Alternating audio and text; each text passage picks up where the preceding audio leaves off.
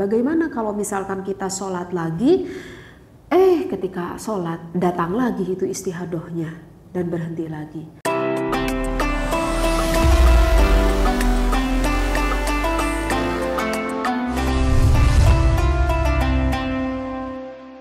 Assalamualaikum warahmatullahi wabarakatuh. Teteh, bagaimana misalnya saya itu istihadoh, kemudian pada saya sholat istihadohnya berhenti, maka bagaimana hukumnya? Wassalamualaikum warahmatullahi wabarakatuh. Bismillahirrahmanirrahim. Wassalamualaikum warahmatullahi wabarakatuh. Bismillah, alhamdulillah, wassalatu wassalamu ala rasulillah. Bagaimana kalau misalkan seorang wanita ketika sholat, misalkan wanita tersebut sedang mengalami istihadah,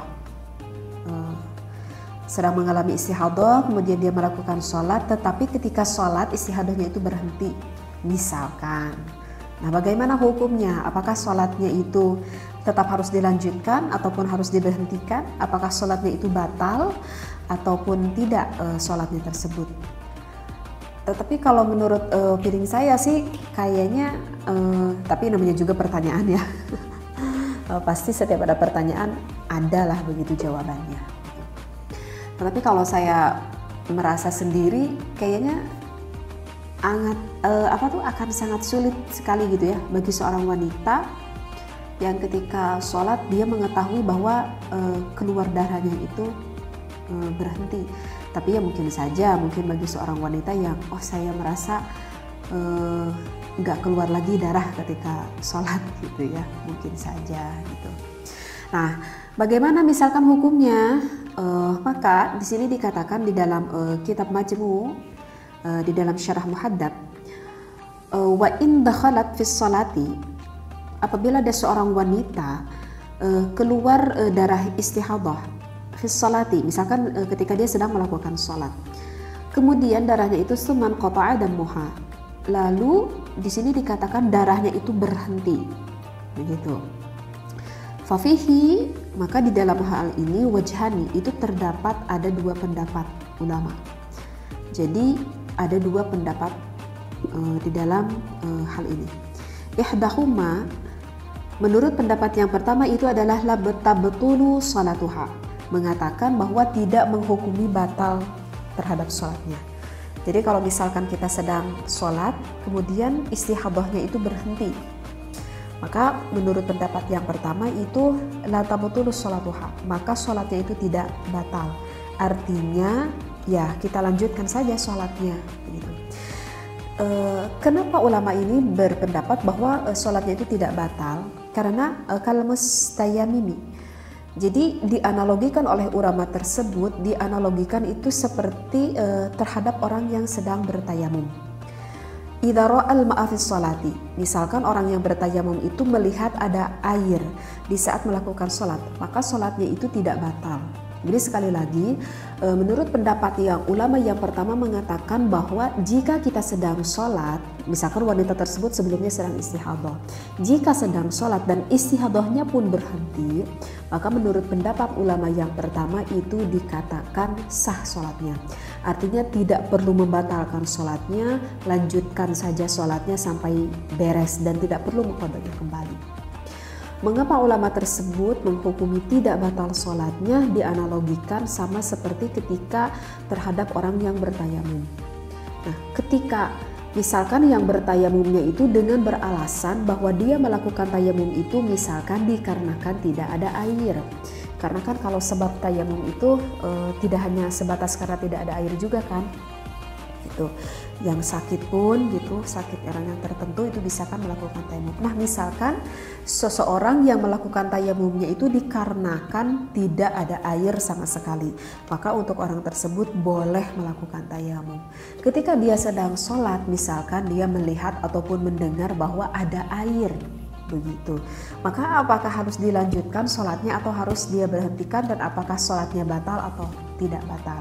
Maka ulama tersebut mengatakan lanjutkan saja sholatnya, tidak membatalkan sholatnya, walaupun dia mendengar ataupun melihat bahwa sekarang sudah ada air.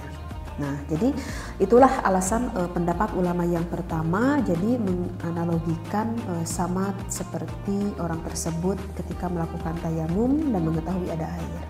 Menurut pendapat yang kedua, wasani, tetapi menurut pendapat imam yang kedua, tabutulu, menghukumi batal sholatnya. Kenapa? Li'anna 'alaiha taharata hadasin wa taharata najisin. Menghukumi batal sholatnya itu dikarenakan ia itu mempunyai kewajiban bersuci dari hadas dan juga najis. Begitu. Walam ta'ti an taharatin najisi bi syai'in wa qad qadarah 'alaiha. Sementara ia tidak melakukannya, padahal ia mampu untuk melakukannya. Jadi kalau menurut pendapat ulama yang kedua mengatakan bahwa jika seorang wanita yang sedang mengalami istihadah kemudian ketika sholat istihadahnya itu berhenti, menurut pendapat ulama yang kedua dia itu batal sholatnya. Artinya batal sholatnya bagaimana? Artinya batal sholatnya dia harus memberhentikan sholatnya, dia harus kembali membersihkan vaginanya, dan dia kembali berwudu. Karena ketika tadi dia misalkan ketika rokaat ke-1 ke rokaat kedua keluar tuh darah istihadahnya, berarti kan otomatis ada hadas, dia menjadi terkena hadas karena ada sesuatu yang keluar dari vaginanya. Sedangkan setiap sesuatu yang keluar dari vagina maka itu kan membatalkan terhadap wudu, begitu kan? Nah, dia meyakini keluar darah tersebut sehingga dia mempunyai hadas kecil. Karena apa?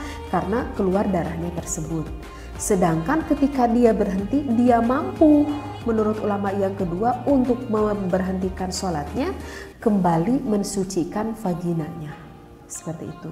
Jadi kalau menurut pendapat ulama yang kedua, kalau menurut saya, menurut pendapat ulama yang kedua ini agak cukup berat juga, agak cukup merepotkan. Karena agak cukup merepotkan gimana ya?